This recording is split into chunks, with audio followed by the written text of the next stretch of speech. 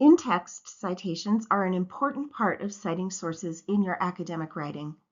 This video will cover two different ways to cite sources within the text of your paper using MLA style.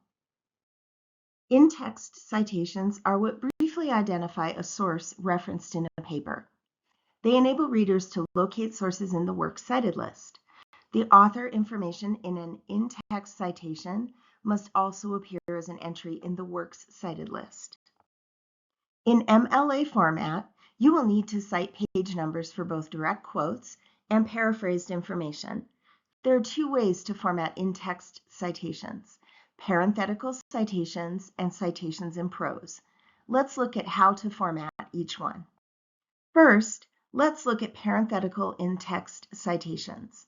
For a parenthetical in-text citation, you need the author's last name and the page number where the information referenced can be found.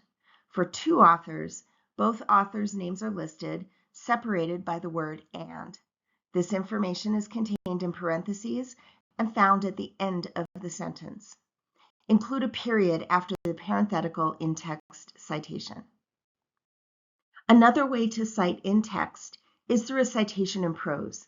To do this, you introduce the author in the text or prose and include the page number of the referenced information in parentheses at the end of the sentence. In this case, you can use the author's first and last names in your writing.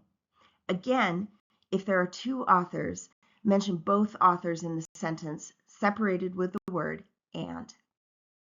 If a source has three or more authors, instead of listing all the authors in an in-text citation, you use the first author's last name followed by the abbreviation ET, AL, or et al.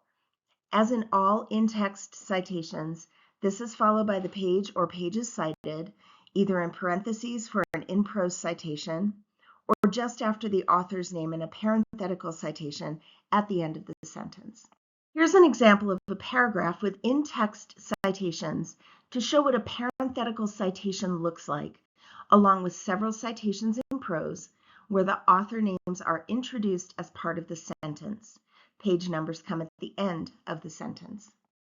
When an organization or a group is the author, as is often the case with large organizations or government entities, you use the group name for the parenthetical citation, abbreviated using standard grammar conventions.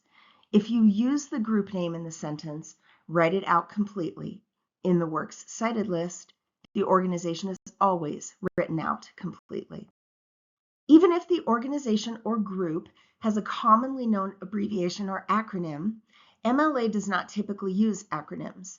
However, if the organization has a very familiar and commonly used acronym, like UNC for the University of Northern Colorado, spell the name the first time you use it in your text and provide the acronym in parentheses.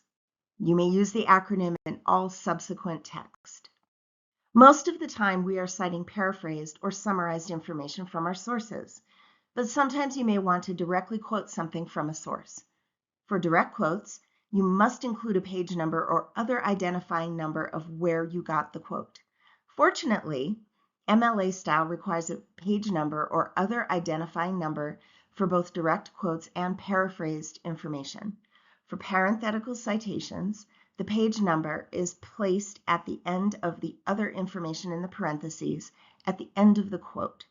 For a citation in prose, only the page number is in parentheses at the end of the quote.